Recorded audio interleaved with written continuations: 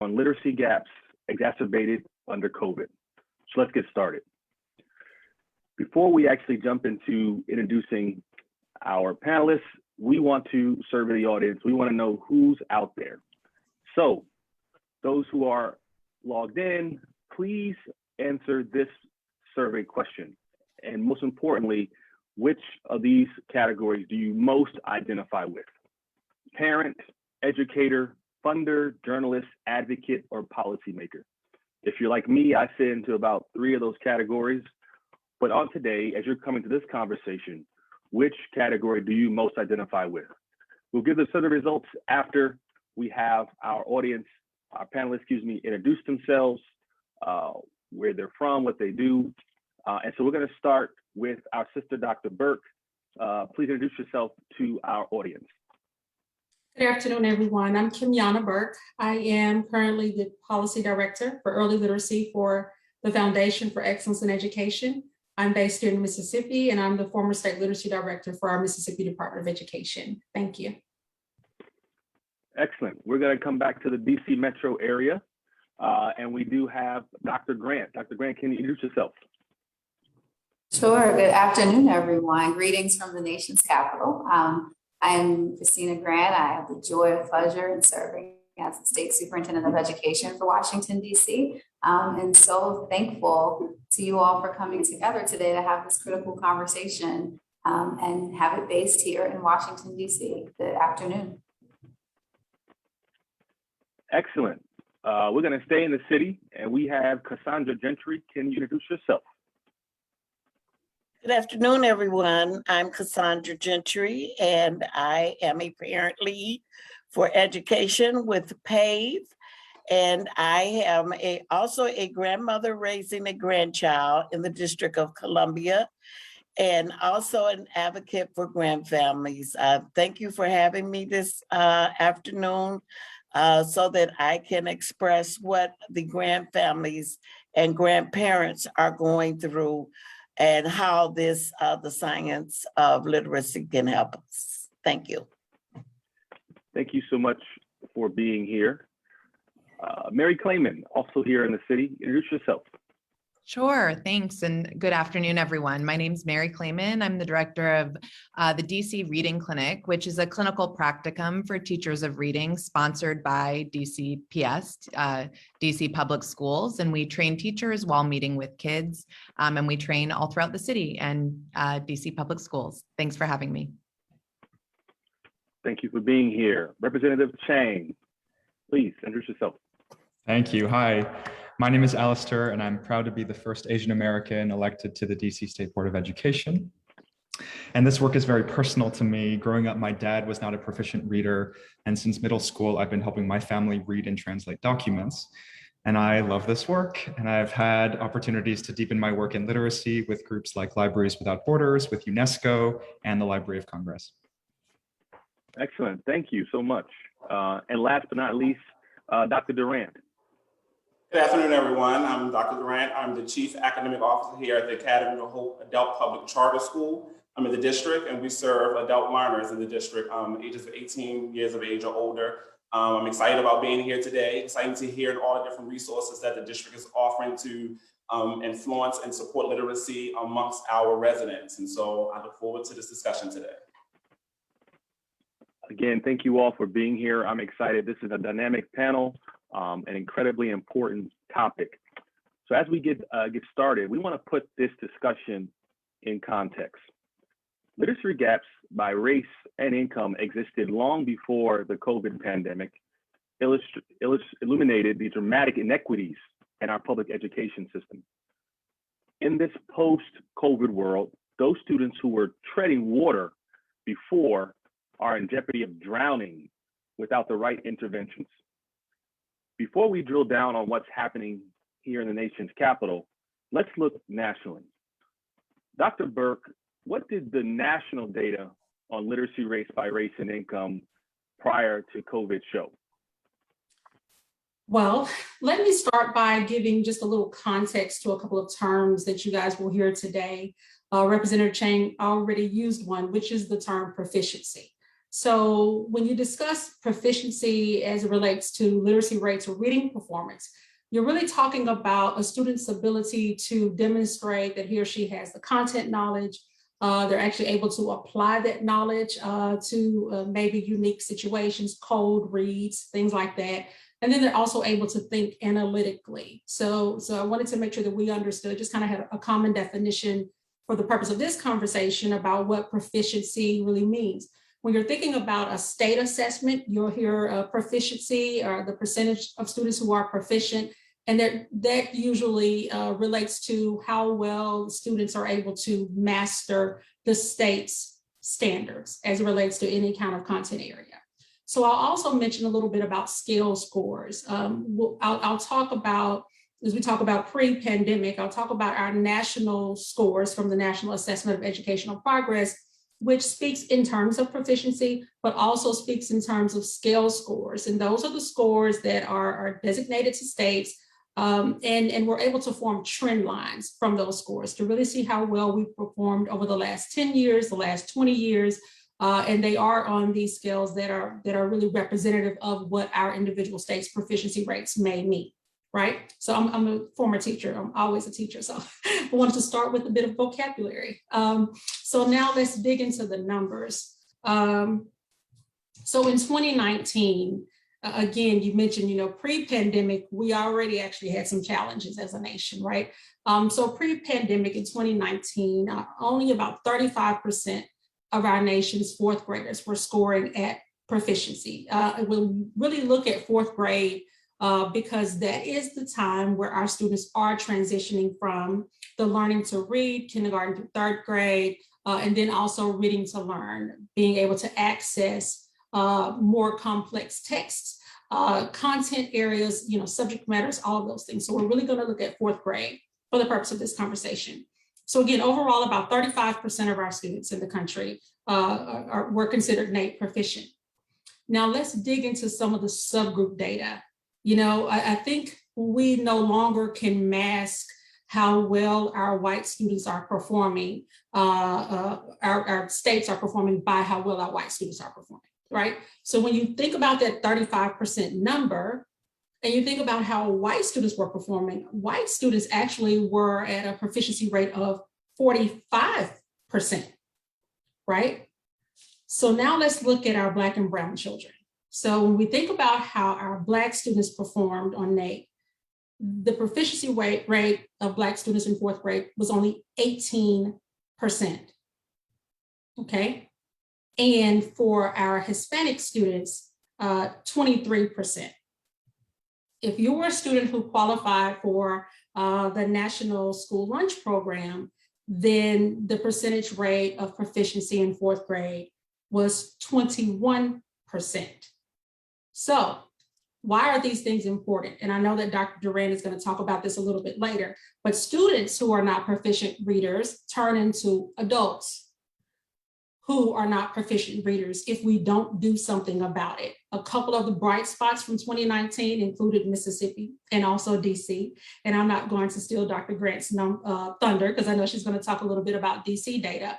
But one thing that really came out of the results for Mississippi during that time was that our low-income students, whether white, Black, or brown, outperformed their peers nationally, of course, for the first time in history, right?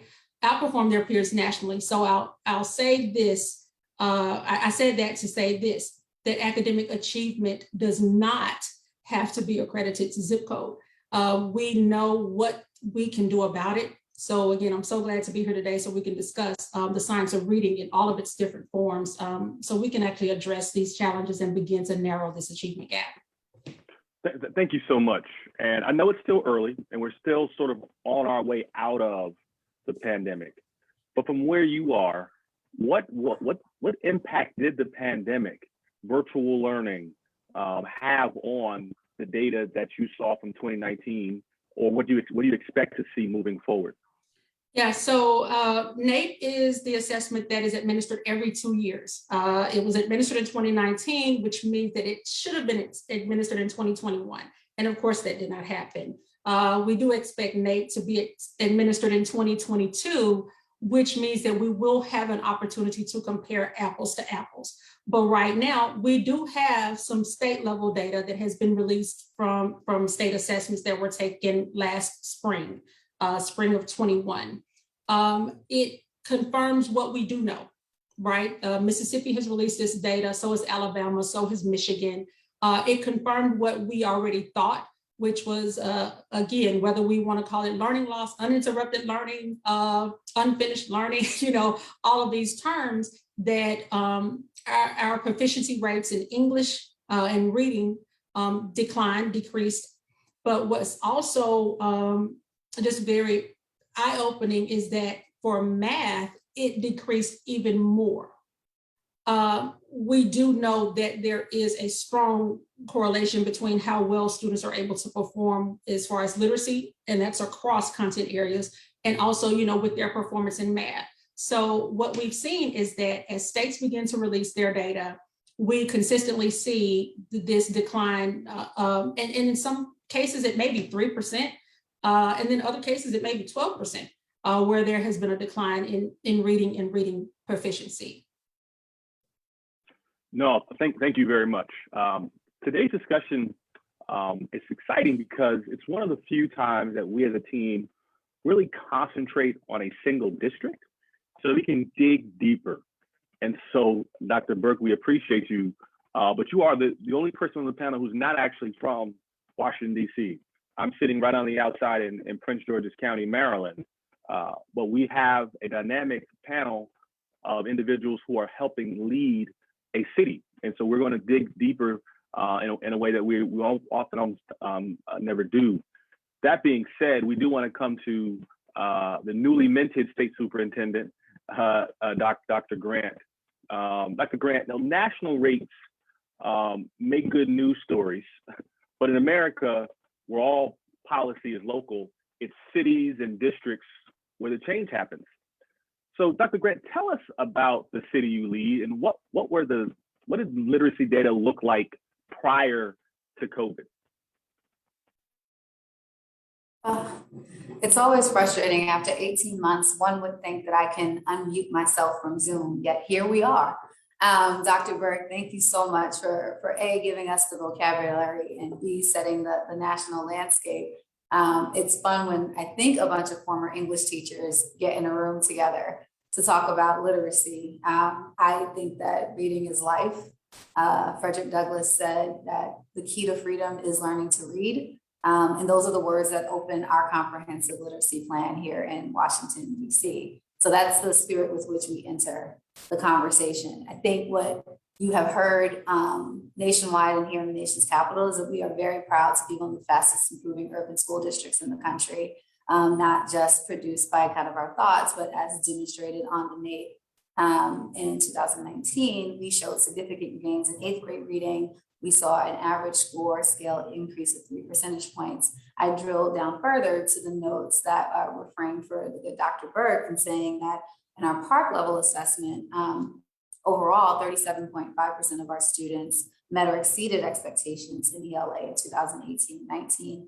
And I think that the framing that was set across the nation is one that we're top and mindful of here in DC, is when we look at all of our subgroups, that was a moment in time where we actually did see an increase in ELA and in math in 2018 to 2019. And we saw our Black and African-American students at 27.8 proficiency, but that represented a 3.1% increase in terms of their proficiency levels. I want to be mindful of time and the fact that I could talk about this for hours, but frame that this work that we are really excited and proud of is literally the beginning of an ongoing conversation. This reflects 10 years of focused efforts directly on literacy instruction, making sure that we are aligning our resources with our rhetoric, and it's across all of the wards of the city. We want to make sure that students are engaged and they're joyful. I'll talk more about a classroom that I was in this morning. And all of this has to be grounded in equity and excellence so that all of our children know how to read and all of our children are on the path to getting free. Thank you so much. And I'm sure the city is so honored to have you. And so the question, I think, and this is actually prior to your tenure, but can you talk a little bit about how COVID impacted literacy rates in the city, particularly as the schools went to virtual learning models? So again, as individuals know, DC is unique in that we were one of the only, we believe we are a state. We were one of the only jurisdictions that applied for and received a waiver for statewide assessments. And so this morning I was in a classroom and there were masks and there were plexiglass, but there were also children.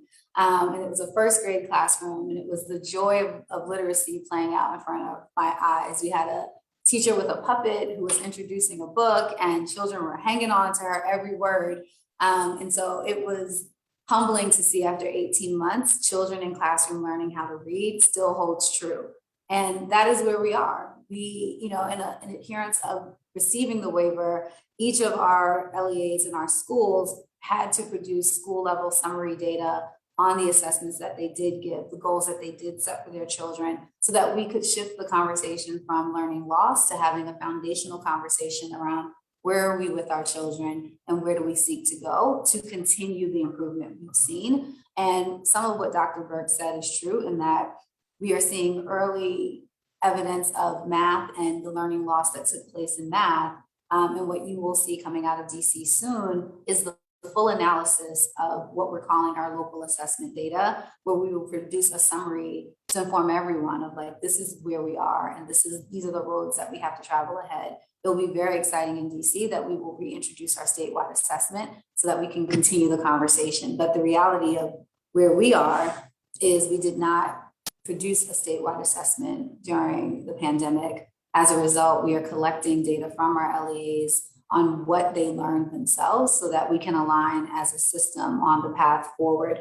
I think that I've covered all of those points, and the good Mr. Valentine, let me know if there's a follow-up question there. No, that was excellent. And we'll definitely want you to dive a little deeper later on in the panel.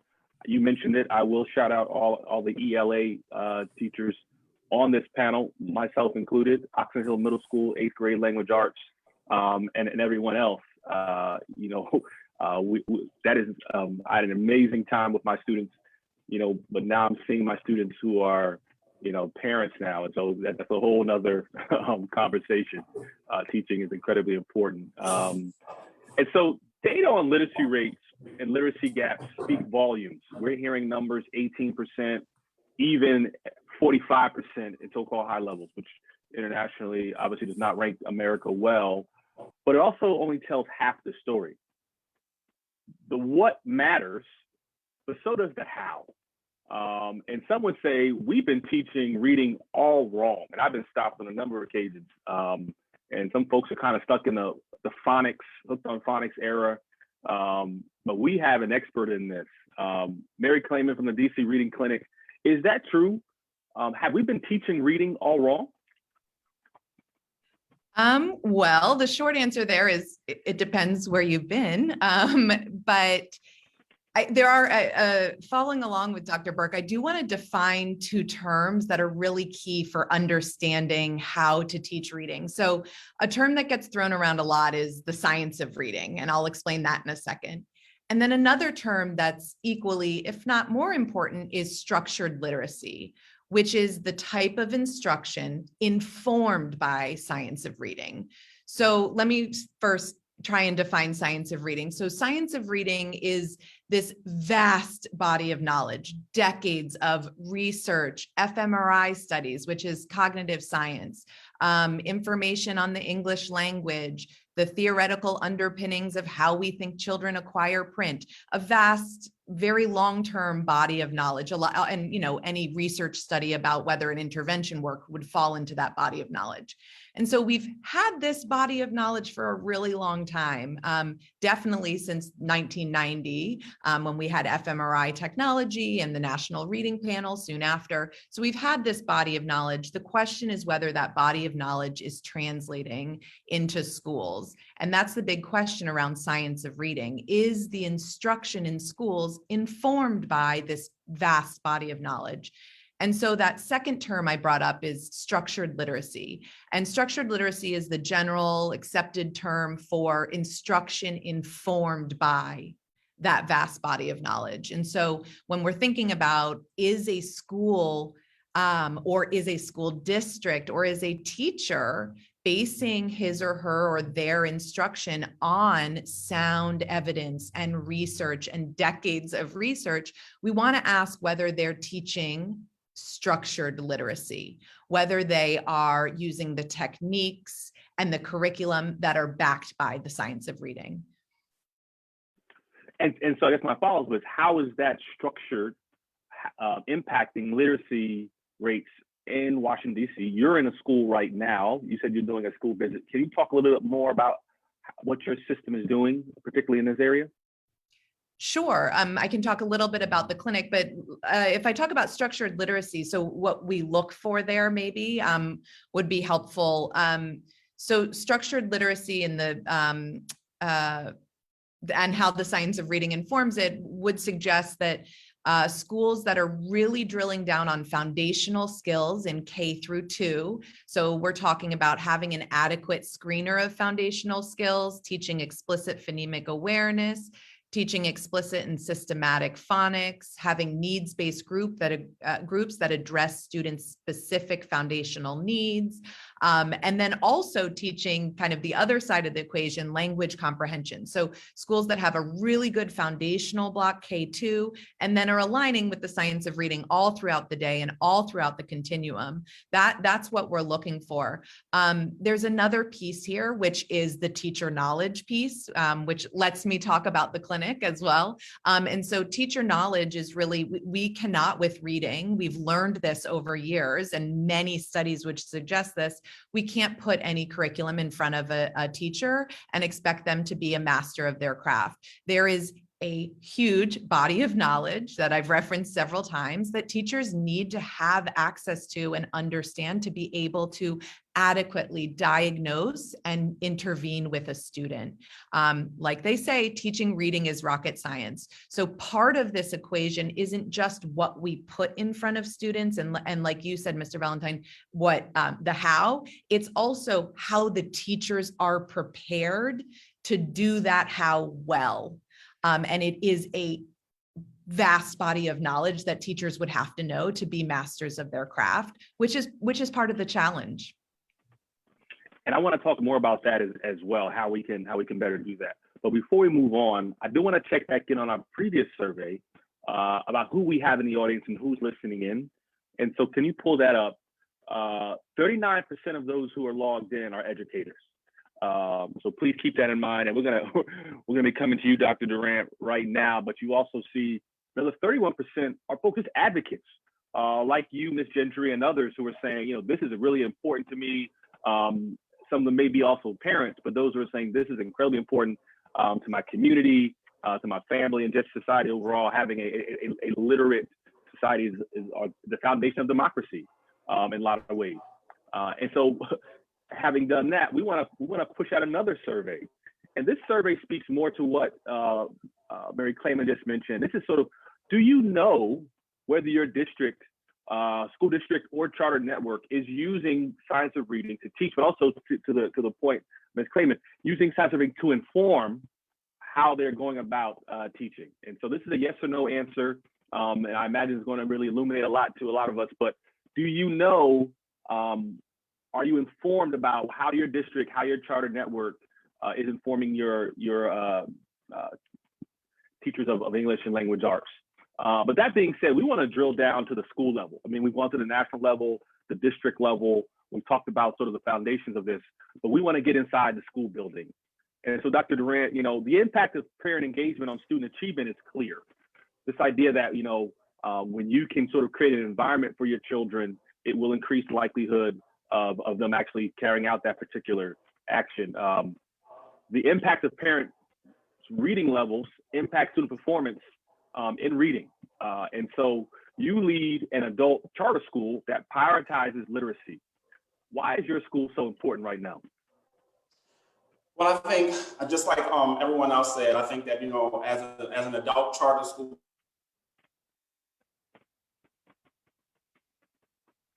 responsibility to the district residents are on the same playing field, that they're given the same resources and they have the same opportunities. I think adult education is extremely important in this day and age because a lot of the residents of the district are potentially have been afforded less opportunities because of some of their educational levels. And so we want to make sure that the district residents have the opportunity to continue to propel their educational journeys forward, as well as begin to put themselves on the same playing field to be competitive. One of the things that we've realized is that 1 in 5 high school students do drop out of school, which means that those students drop out, and where do they go? You know, a lot of the learners that we get that come through our doors, they don't have a lot of the same opportunities because they have decided that education wasn't for them when they were younger. But when they become older, they realize that this is something that I want to do. This is a new journey that I want to tackle and I want to embark upon. So should we shut our doors on them? Should we allow them to not be afforded the same opportunities because they decided a long time ago that they didn't want to continue their education? And so what we're doing is we're allowing for learners to be able to gain their credentials, to be able to be pillars in their community. So that not only are they supporting themselves when they gain these credentials, those learners are supporting their communities, their families, their children. We know that within the household, there's 72% of the students that come to us from families that parents who do not have a high school diploma or education also have a deficiency in reading and literacy levels. And so that's important for us to make sure that those parents can be able to support their students, but also be able to be in a position to where so they can help their students believe in themselves and understand the importance of always being great readers. One of the things that at Academy of Hope that we pride ourselves in making sure is that we don't want this to be an or conversation. We want this to be an and conversation because we're not a separate structure. Because what we do here not only impacts not only the student, but it also impacts the whole community and the families. And so I think we're doing such great work over here that's not only allowing for our learners inside the doors to be benefiting from the resources that we're providing, but when they go to the communities and they realize that this is something that I've done, and now it's helping our communities see the resources that they're bringing to the community to become better citizens for the district. No, thank you for that. And I want to dig a little deeper. Can you speak to how a student will matriculate through your school compared to a traditional high school, specifically because you are concentrating and really emphasizing this idea of literacy? So can you get a little bit more specific to those who are listening, saying, how is this school different from where they would get at a traditional school? Well, in a K-12 setting, what you're trying to do is you're trying to educate the whole child, right? What we're doing in an adult education setting is we're trying to educate the whole community. And so we're putting ourselves in a position that will be able to support the community by giving them residents that are effectively able to communicate, that's able to support their families and able to believe in themselves, because we know that when you have higher literacy levels and you are in a position to be able to gain different levels of certification, when learners walk through our doors, we provide them with an opportunity to gain either a GED or an NED diploma, but the buck doesn't stop there. What we do is we also provide work-study credential programs that allow learners not only to be able to gain stackable credentials after they leave our GED programs, our NED diploma programs, because we know that that's not just enough all the time. Our learners come in sometimes with challenges that they don't even know that that have not even been identified. So we do post and pre-testing to make sure that we are placing them accordingly to where they can be successful. Those credentials that we do provide to our learners give them an opportunity to not only become educationally advantaged, but also economically advantaged. And so when they go to the community, they are now equipped to have those credentials to be able to say that not only have I gained an opportunity to become more educated, but I also gained an opportunity to be competitive in the workforce, because I know that just having an education alone is not going to give me what I need to be successful in life. And so we make sure that we are giving our learners that holistic wraparound services. And so like I started from the beginning, as a K-12 setting, you're educating the child. But at an adult education setting, what we're trying to do is educate the whole community to make sure that those learners know that what they provide to the community is going to be a wraparound service to everyone to benefit from. At the outset, I highlighted that our project has done research and has tracked school districts that offer school and school leaders like yourself more autonomy, and folks will say traditionally in a charter school setting, you will have more autonomy than a traditional public school in a traditional district. So can you talk about any additional autonomy that freedom you have as a charter school to do the work that you do and what that looks like? I think as a charter school in itself, we pride ourselves on making sure that we're meeting the learners where they are, which means that, we're building our curriculum around how to support the learners, not only, not necessarily what it is that they're going to need inside the classroom, but what they're going to need outside of the classroom. So we're working on, like Dr. Burke spoke on, we're working on those 21st century skills. Those learners, when they leave us, they have to have other skills that's going to allow for them to be successful. And so while we want to pride just education, reading, math, but there's so many different applicable skills that they need in order for them to really navigate and be successful in the world. And so what we do is we develop our curriculum and our standards around making sure that we're providing, like I said, that full wraparound service to our learners. And so when they walk through our doors, they know that they're not just getting a standardized curriculum, they get a curriculum that's pre-prescribed for them to be successful. So when you come at different levels, it does not matter. We're going to work with you at that level because we know, like I said, we have 1 in 5. So that means that when the learner comes into our school, that learner is coming into our school at a disadvantage in itself because they have so much learning loss. They have so many years where they have not paid attention to wanting to be in a classroom setting. So we have to be able to meet them where they are. And so when we make our curriculum and our courses more relatable, and we also make sure that they understand that this is not a race to the finish line, it's just making sure that you get there. Because there's no set time. And so, but what we make sure is that because of our post and pre-testing, is that the learner, when they walk out of the door every semester, that we know that they have learned something. And when a learner knows that they can see gains in their development, they're more applicable to want to continue the process. And so we want to make sure that they see those learning gains every semester because everybody's going to perform at different levels. No, that's amazing. Thank you so much for, again, giving us that information.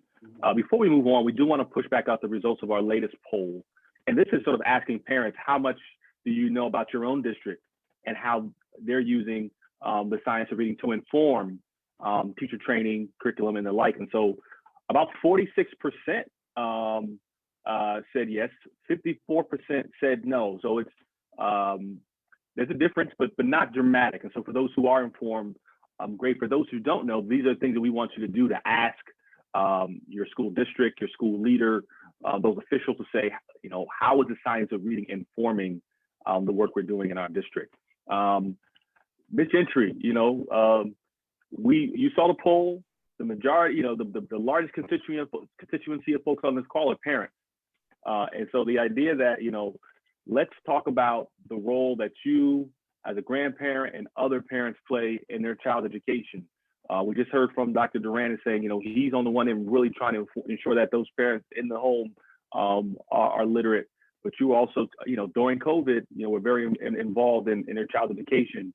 I said during COVID, parents, grandparents, guardians had to become, in many ways, reading instructors, oftentimes patching together a curriculum for their children and grandchildren and those who they were taking care of. And so, Ms. Gentry, tell us about your experience and the experience of other parents at PAVE prior to COVID and during the pandemic. Thank you, Mr. Valentine. Dr. Durant, that was very interesting what you were talking about as far as the parents, because that is one of the experiences that we went through during the COVID. A lot of us, we got the children and we had to go on the virtual learning, and we were not able to assist our children in the way that they needed to. So even though there was a loss before the pandemic, and we're saying that 30% of our fourth graders were not proficient, and then during the pandemic, they're left with parents and grandparents that cannot help them to get through that. And so now the rates are lower. we have a higher percentage of children going back into school that are not ready. I have a 4th grader. She was a 4th grader last year, 5th grader this year. She wasn't proficient last year. And after 19 months, she has really lost a lot more.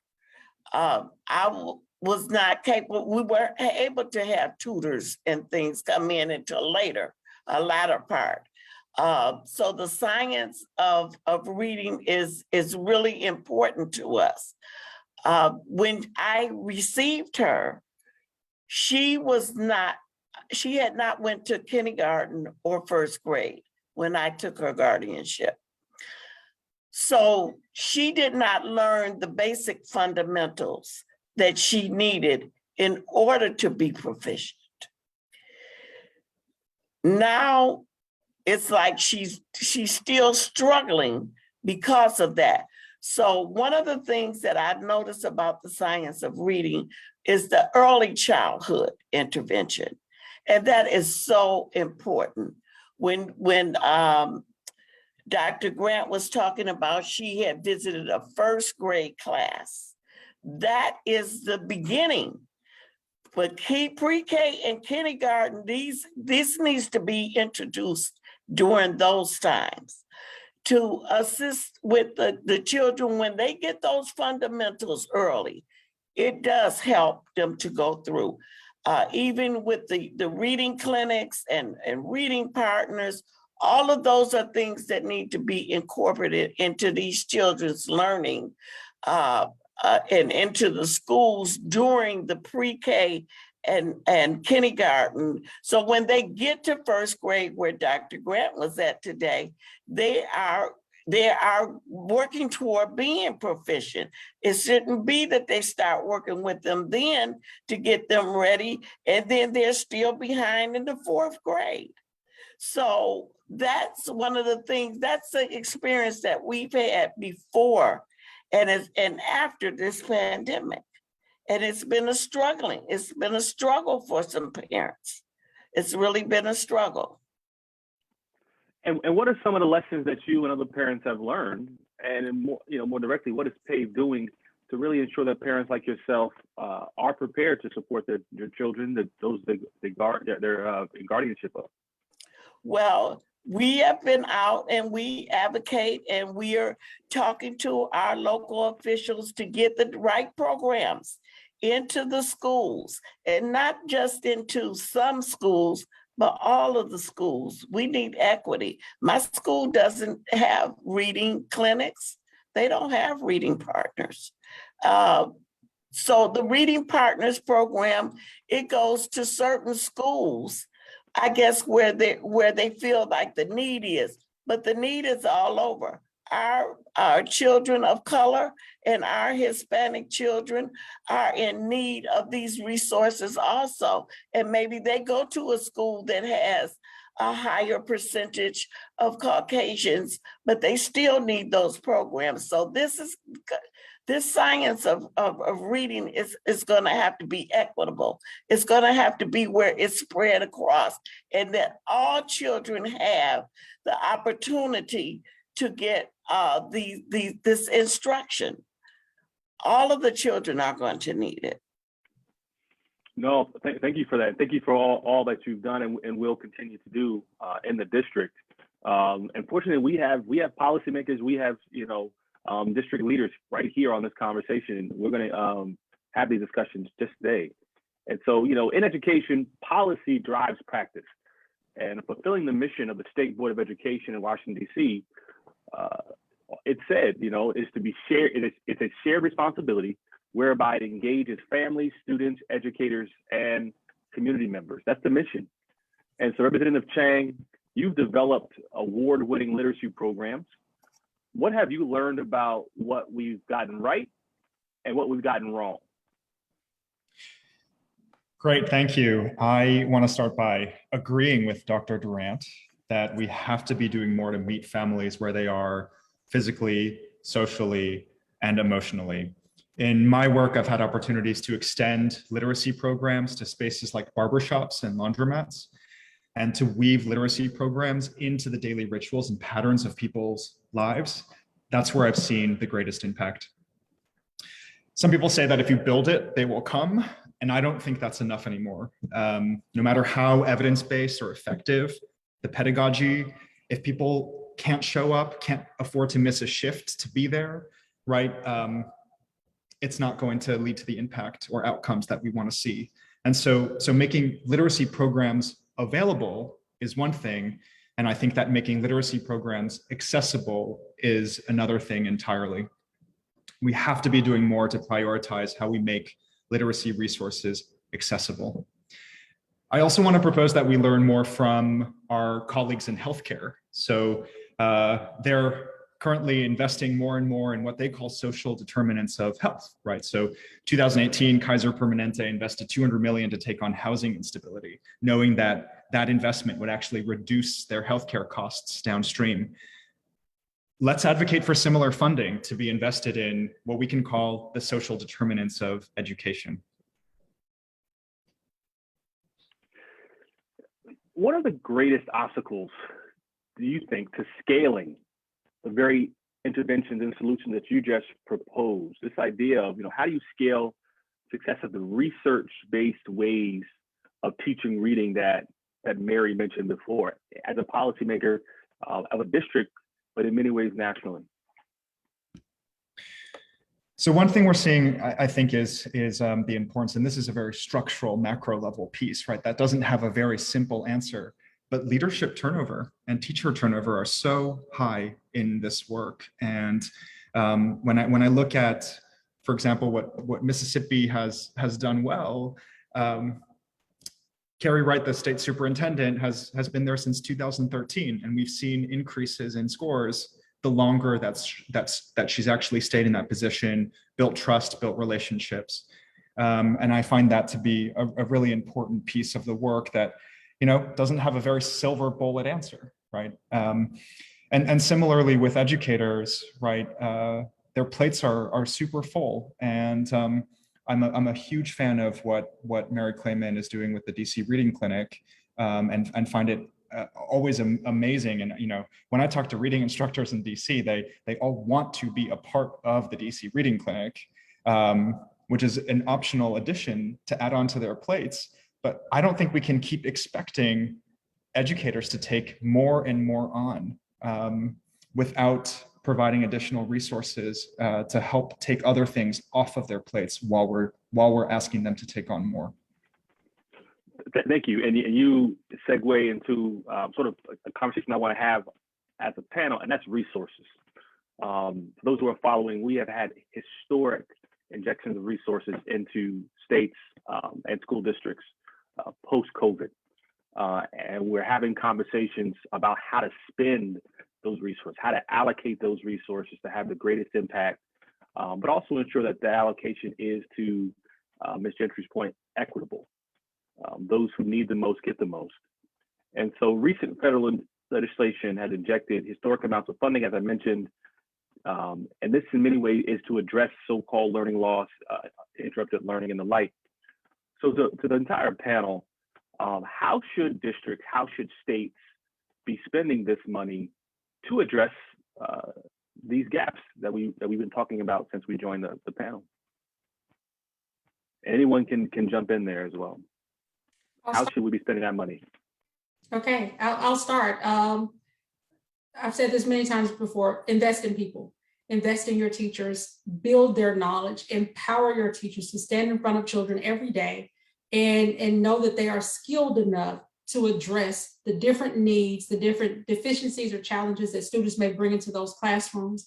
And I think that for Mississippi, we had a statewide approach to professional development in the science of reading. We blasted the state beginning in winter 2014, and we continue to train teachers and administrators.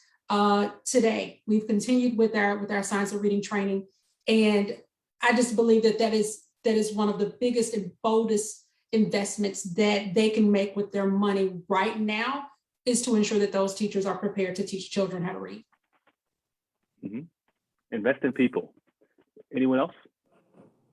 I go really quickly. I'm being mindful of time. I think it's two things, but I'll speak specific to DC. One, it's not ESSER related in that we have recently received a $60 million grant from the United States Department of Education, just focused on comprehensive literacy and the development of our statewide plan. And so those resources, I'm excited, will literally be targeted on this initiative and this great work.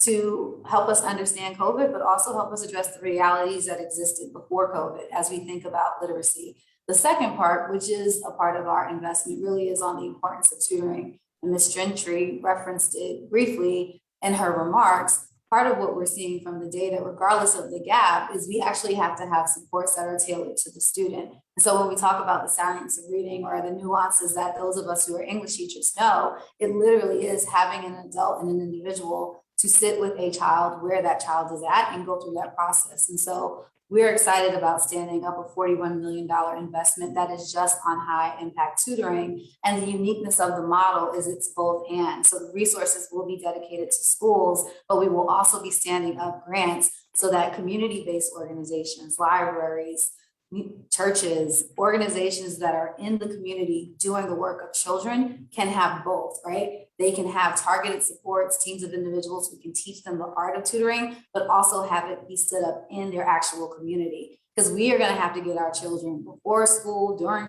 school, after school, on the weekend. And again, it can't be grounded in something that children did not cause. It has to be grounded in a reality of literacy is critically important to your life. And we, the adults, the policymakers, are going to put the resources in alignment with where we know our children are and where we know they can get to, regardless of the state of our global health in all of our issues. And so we're excited about our work to continue this conversation forward so that 10 years from now, these numbers will have doubled and we'll be talking about the power of literacy and not just like the critical needs of literacy. That sounds like an ecosystem. And Representative Chang talked about barbershops. Dr. Durant, you and I don't go to a barbershop as much as we used to, but the idea that you could go into a barbershop or a beauty salon or where you are surrounded by, you actually create this network around our students is amazing. Ms. Clayman, you came off mute. Did you want to say something? Yeah, I just wanted to bring the through line that exposure is not enough. And I think Dr. Burke and Dr. Grant were getting to this. The training of the teacher is fundamental. Without that, the student and the teacher next to each other, we're not going to see the gains. And until we as a country really reimagine what it means to be a reading teacher, do we need the same type of training as a pediatrician? Maybe not that much, but we need really intensive, high-level intellectual training to be able to meet the needs of kids. And until we reimagine that and have structures in higher ed, post-secondary ed, within school districts to train those teachers, we aren't going to see the results. It's a really high level of training to meet the needs of every kid and the promise we make to children that we will teach them to read.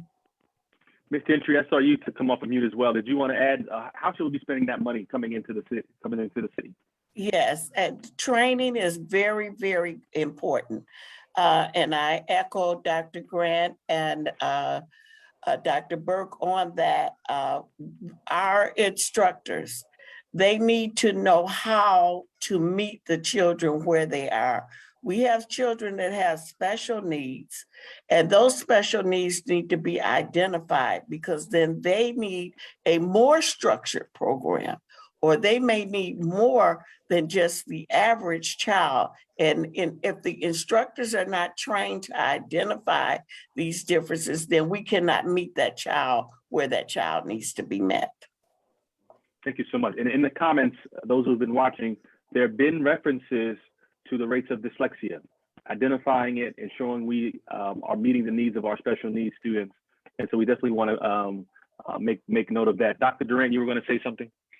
Yeah, I was going to. It's so refreshing to be able to hear what everyone was saying about basically having those opportunities, right? And I think in adult education we have a different lens, right? And so we at Academy of Hope we focus on the base model, which is bridging academic and social experiences, right? And so those social experiences are the things that our learners bring to the table every day that they have to battle before they can even step foot into the classroom. We know we're dealing with homelessness, we're dealing with food disparities, we're dealing with lack of transportation. We're also dealing with childcare issues. And so all of those resources are needed, especially when you want a person to be able to be committed to education, right? And so I think that having all of those resources is so refreshing to be able to hear people speak and understand how the impact of the lack of those resources from the parent perspective will have an adverse effect on the child when they try to come to the classroom to be able to learn the next day. And so I think that having those opportunities for those adult learners to be able to address some of those challenges that they face every day ultimately put them in a better position when they are trying to be able to negotiate their experiences in our program and in our classes. So President Chang, did you want to? Extremely important. Sorry to cut you off there. President Chang, did you want to add how should we be spending these resources based on the research that you've done and the programs you've been awarded?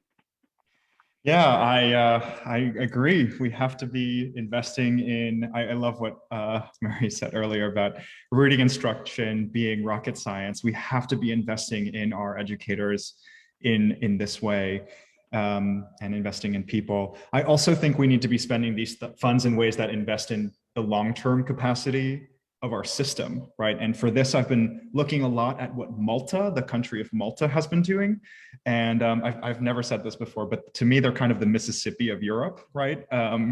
Having really jumped up in literacy outcomes in the last 10 years. And one of the main things that they've invested in is a more coordinated approach, right? Connecting the formal sector with informal and non-formal literacy learning opportunities, more coordinated approaches with public libraries, for example, and community-based organizations, right? And I find this actually new influx of money as a really interesting time for us to be breaking down those silos and having everyone move behind what I think, as a great comprehensive literacy plan in DC, bringing additional stakeholders together to get behind the comprehensive literacy plan together. We have about 8 minutes left, and I want to come to you all for some final thoughts, but I want to make one correction, and this is on me. I've been referring to Washington, D.C. as a district, and it is not a single district. I see Dr. Grant looking at me like, we have DCPS, which is run by Chancellor Farabee. You have a charter school board and a network there, and we have over all of that, Dr. Grant, and we have Representative Chang of the state board. And so Washington, D.C. In this unique structure, again, has had so much success and has made the biggest leaps in the country from where the data at our project is really highlighting. And so Washington, D.C. is unique that it gives parents tremendous amount of choice as well and where their students attend school. But it also, especially charter schools, gives school leaders a higher level of autonomy and staffing and budgeting compared to other school leaders. And so in final thoughts, and I want to go around, speak to your counterpart around the country. So to you, Ms. Gentry, talk to those parents, those grandparents, those guardians. Dr. Grant, talk to those other state superintendents, Representative Chang, those state school board members and local school board members, Dr. Durant, those school leaders, Dr. Burke, those who are looking at this work from your perspective, and also Ms. Clayman, those who are in districts really on this work. What advice do you have for your counterpart around the country about how to close these gaps moving forward? So from today, we want to leave people with something to go on. What should I as a parent be doing? What should I as a school leader? What should I as a policymaker? What should I as a system leader be doing? And I want to start with you, Dr. Grant. What should your counterparts, whether it be district superintendents or state superintendents, be doing moving forward around this work? I thought you were calling us a district because we're on our way to being the 51st state. So all is forgiven in the District of Columbia. Thank you for the save. Thank you for the save, though.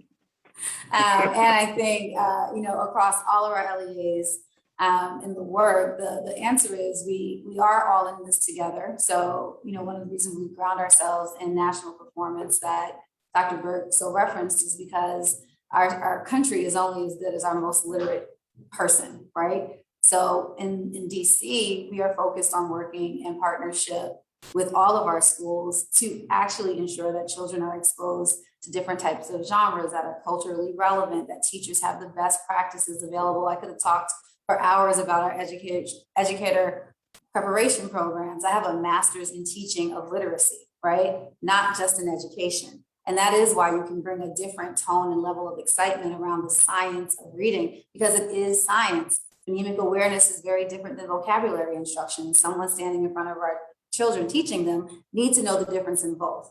And so, at this level, we have to make sure that our resources and our priorities are all in alignment of ensuring that our children are learning and being taught in the best ways that make them love reading. I'll end where I started. When a child's face lights up at the sight of a book, you know that you are on the journey of transforming that child's life. And that is the work that we have to do in the district. But I also would argue, given where we are as a country, we actually need to step back and do it as a nation. Thank you. Dr. Burke, folks who are sitting in seats like yours around the country, what should they be doing? What advice do you have for them? Yeah, well, as policy people, we always say that we don't want to have to legislate everything, right? No one wants to have laws on everything. But when I think about literacy, my response to that is that a literacy law is an equity law to me.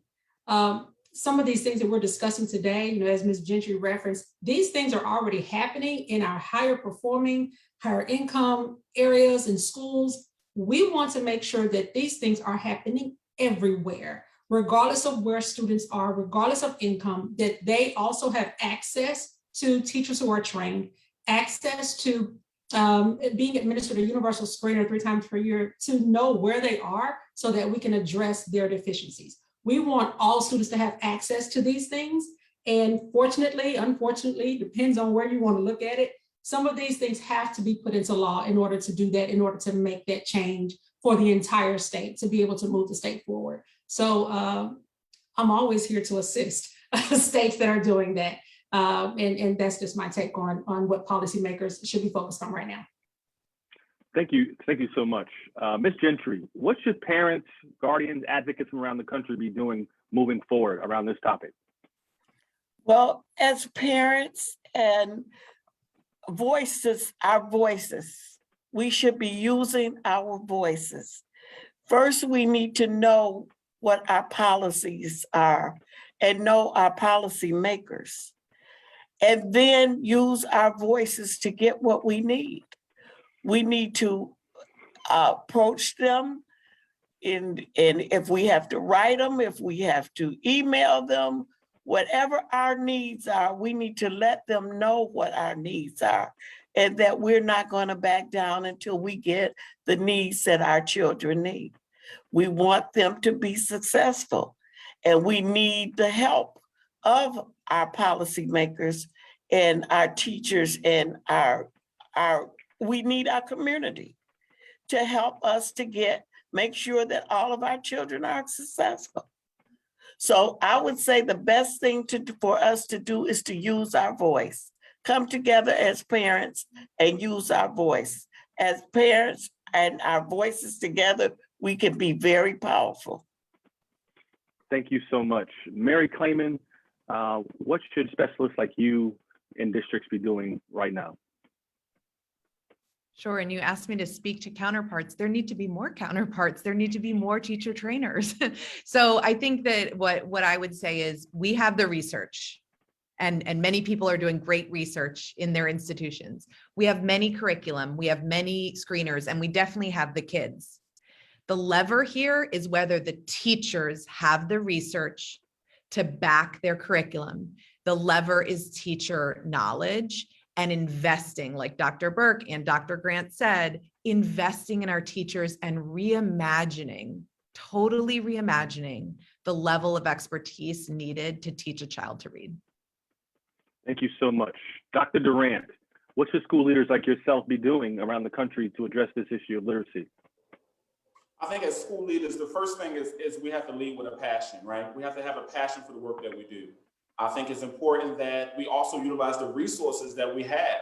I mean, a lot of school leaders don't understand the different resources that's around to them. So leaning on your colleagues and making sure that you understand what your district is offering to your learners and making sure that you're tapping into those resources to make sure that everybody is able to understand what it is that you're bringing to the table. And so I think it's just very important that, especially for right now, is that you have a passion for what you do and that you really believe in the learners. You believe in those young people and adults. And when you do that, you'll see that it all falls into play, because a lot of times they just need confidence and they need that extra boost from you as a school leader and your staff when their morale is low, to bring them up to where they need to be so that they can continue to do the work that we know is so important and is educating not only our youth, but also our adults.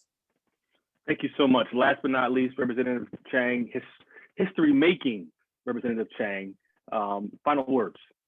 Yeah, I want to first echo what Dr. Grant said about the love of reading, and I'm thinking back to the program I got to see in action recently in DC, which is the Dollywood Foundation's Imagination Library, which was implemented here in DC with the DC Public Library, and the importance of having grade level and being in a literate rich environment, right? And the love of reading that can be fostered by our library system. To the other elected Board of Education members, my advice would be short, which is to ask more questions before proposing answers. Thank you all so much. I just want to inject one name, Miss Baltuck, my 5th grade teacher who worked with me during lunch. I was reading 3 grade levels behind in the 5th grade. And she took time out of her lunch break to work with me. And so we want to say, God bless all of our educators who are pouring into your students. What you do is so important. I just wanted to say her name. Thank you so much, everybody, for joining us. Please tap into what's happening in Washington, D.C. Such amazing things are happening. Check on Academy of Hope, the D.C. Reading Clinic, D.C. PAVE, the State Superintendent's Office, State School Board, Education Reform Now. Thank you for co-sponsoring that with us. We thank you so much for what you've done and what you will continue to do in the nation's capital. You all have a great afternoon. Thank you for joining us today.